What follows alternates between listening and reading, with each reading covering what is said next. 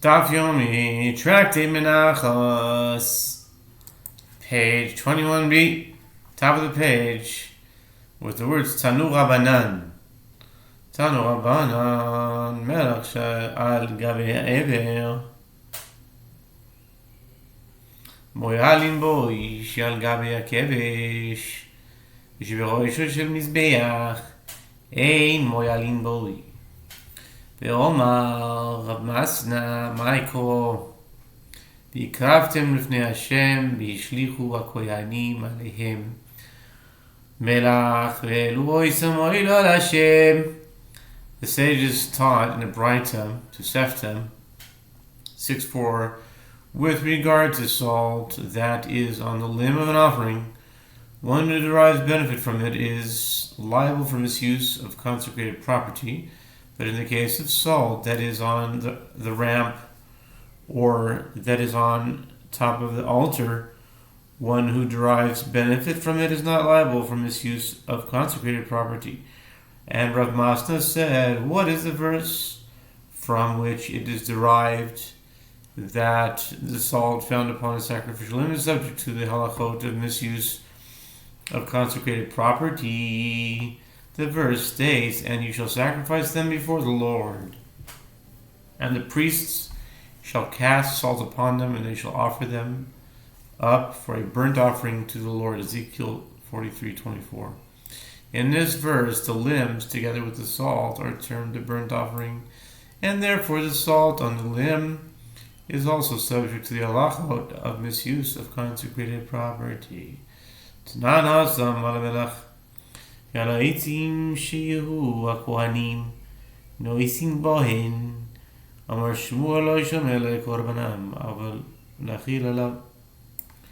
With regard to the halacha that salt is not subject to the halachot of misuse of consecrated property, we learned in the Mishnah elsewhere in Shkalim 7:7, the court instituted an ordinance about the salt and about the wood in the temple to the effect that the priests may derive benefit from them.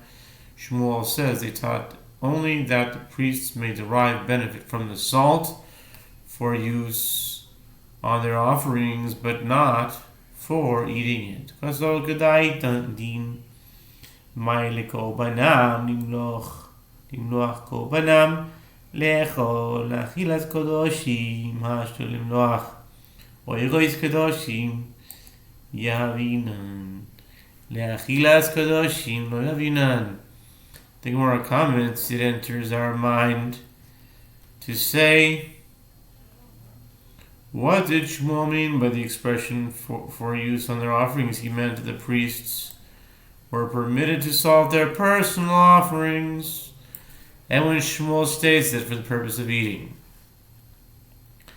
it is not permitted for the priests to derive benefit from the salt. He's referring to adding salt when eating the meat of sacrificial animals. For example, the portions of the sin offering and guilt offering that are given to the priest.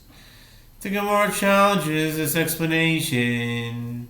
Now, if we give the priests salt in order to salt the hides of sacrificial animals that are given to the priest to keep so that they can process them, is it reasonable to rule that we do not give them salt in order to add it when they eat the meat of sacrificial animals? Tanya nimtzeis ata oimer b'shloish b'koimer samelach nesuno b'lishkas hamelach v'al gabi hakevesh v'roishoy shel mizbeach b'lishkas hamelach ששם מויכין אוירויס קדושים על גבי הכבש שמויכין מזבורים וירוישוי של מזבח ששם מויכין הכהים אצל בעלבוין וקטוירס ומנחס כהנים ומנחס כהים משיח ומנחס תסוכים אוי לסויף.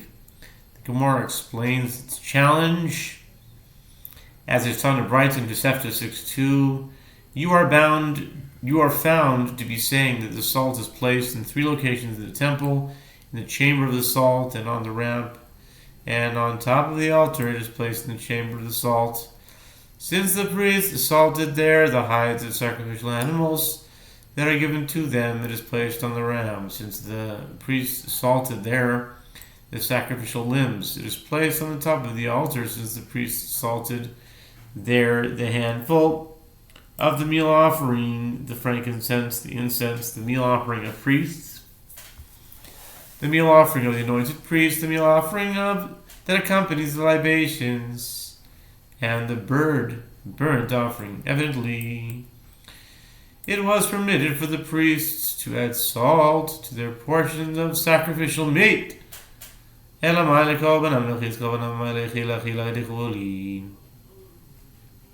Gemara suggests a different explanation of Shmuel's statement. Rather, what did Shmuel mean by the expression for use on their offerings?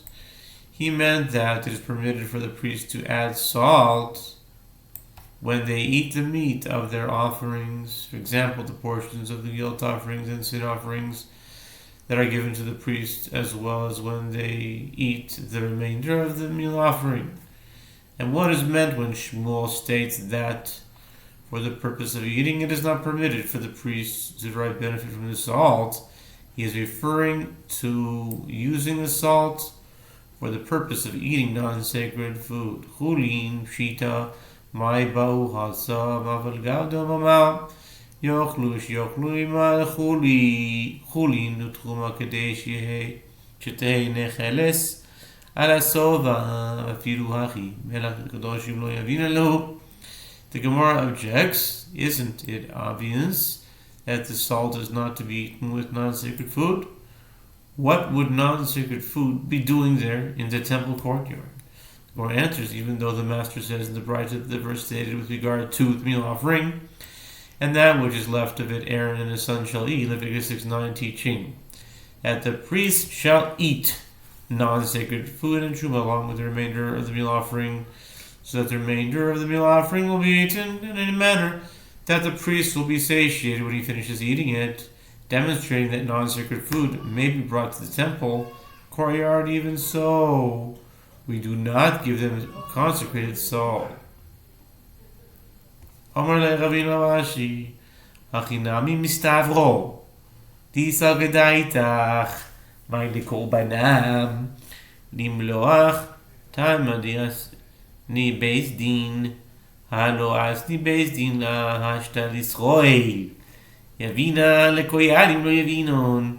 Ravina said to Rashi, so too it is reasonable to explain that Shmuel's explanation of the Mishnah in Shekalim is that the ordinance of the court permitted the priest to eat the salt with sacrificial foods, as if it enters your mind to say, what did Shmuel mean by the expression for use on their offerings? He meant that priests were permitted to salt their personal offerings. Then one must extrapolate from the Mishnah that the reason this is permitted is that the court stipulated that it should be, but had the court not stipulated this, it would not be permitted. That cannot be, as now that we give salt to Israelites to salt their offerings, we will not give salt to priests for the same purpose. Tanya Yachoil Oimachai Elai Mincho Yoavi Melach Mitoch Beisoi Kederech Shevilevoino Mitoch Beisoi Vidinhu Nemar Havi Mincha Vevi Melach Nemar Habe Mincha Vavi Levoina Mar Levoina Mitoch Beisoi Av Melach Mitoch Beisoi. As it is taught in a Bride that we provide salt for the offerings of the Israelites, one might have thought that one who says it is incumbent upon me to bring a meal offering must bring salt from his home, meaning his own salt, to salt the handful that is burned on the altar, just as he brings frankincense from his home for his meal offering. And this would seem to be a logical inference. It is stated in the Torah that one shall bring a meal offering, and it is stated that one shall bring salt. As it is written, in every meal offering of yours you shall season with salt. Leviticus 2:13, it is stated that one shall bring a meal offering, and it is stated that one shall bring frankincense. Therefore, just as one brings frankincense from his home, as it is written, and put frankincense on it, and he shall bring it to Aaron's sons the priests. Leviticus 2:1-2. So too, one must bring salt from his home. או כלך לדרך זו, נאמר הביא מנחה והביא מלח. ונאמר מנחה והביא עצים על עצים משל ציבור. אף מלח משל ציבור, or perhaps, go this way. It is stated in the Torah that one shall bring a meal offering and that one shall bring salt. And it is stated that one shall bring a meal offering and that one shall bring wood. As the meal offering cannot be burned on the altar without the wood. Therefore, just as the wood comes from communal supplies, so too the salt shall come from communal supplies. Nireh lemidoime danin dvar noyeg b'chol hazvachim midvar noyeg b'chol hazvachim ve'al tochiach levoino she'ena noheges b'chol hazvachim. The writer continues, let us see to which salt is more similar, meaning which comparison seems more reasonable. We derive the halacha of salt, which is a matter that applies to all offerings, from the halacha of wood, which is also a matter that applies to all offerings. And do not let the halacha of frankincense prove otherwise, as it does not apply to all offerings, only to the meal offerings. Oy kelach l'derzo, danin davar haba imo b'chli echod, mido haba imo b'chli echod, or perhaps, go this way. We derive the halacha of salt, which is a matter that accompanies the meal offering in one vessel, from the halacha of frankincense, which is also a matter that accompanies the meal offering in one vessel, and do not let the halacha of wood prove otherwise, as it does not accompany the meal offering in one vessel. The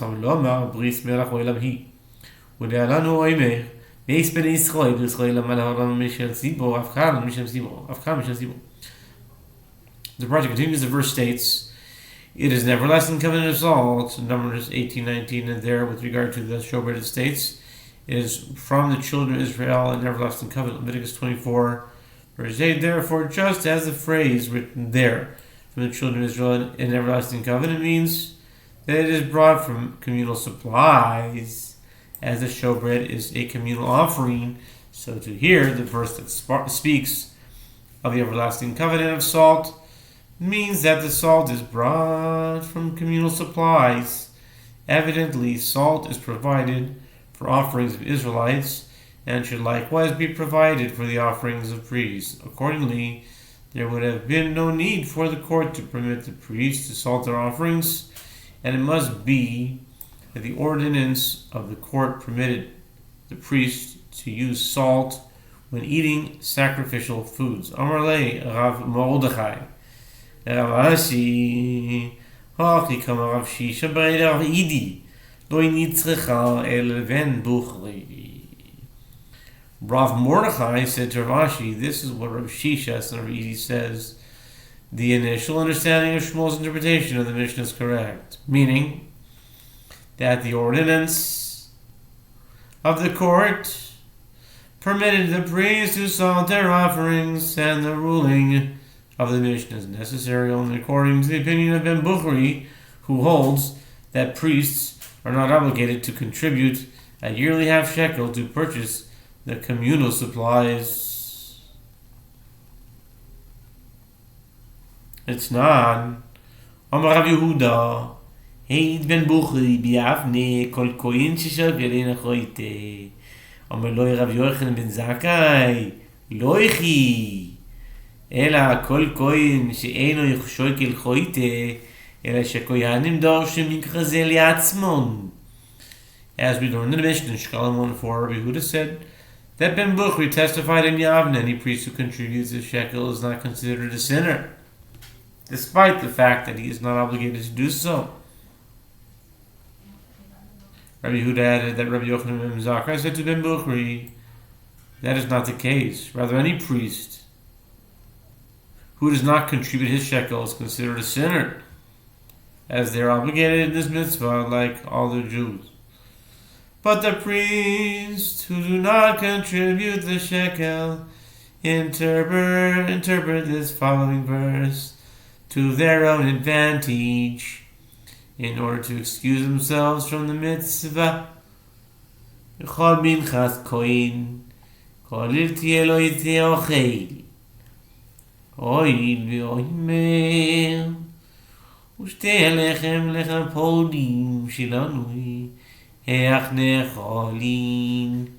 The verse states, and every meal offering of the priest shall be wholly made to smoke, it shall not be eaten. Leviticus 6:16. Those priests claim as follows: since the Omer offering and the 2 loaves, meaning the public offering of 2 loaves from the new wheat, brought on the festival of Shavuot, and they shall be placed on the table in the sanctuary Shabbat, which are all meal offerings, are ours, then if we contribute shekels, we will have partial ownership of these communal offerings as they are purchased with shekels. How then can they be eaten?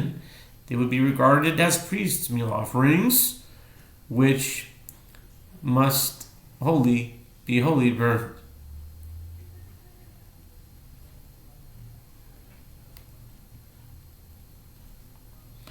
ולבן בוכרי כיוון דלכתחילה לא מחייב לסויה כי מעשה דמיכויתהו תקרא מהי לחולין לעזרה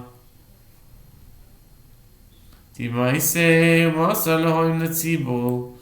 The Gemara clarifies, but according to the opinion of Ben Bukhari, why is a priest who contributes a half shekel not considered a sinner? Since he is not obligated to bring it ab initio, when he brings the half shekel, he is also a sinner. Since he is causing the bringing of a non-sacred item into the temple courtyard, he is not contributing the half shekel as part of the communal offering, as he is exempt from this obligation. Therefore, his donation is the donation of an individual, and a communal offering cannot be brought on behalf of an individual. His donation should disqualify all offerings brought from the communal funds. The Gemara answers, the priest brings and transfers the half shekel to the community, so it is considered part of the communal funds.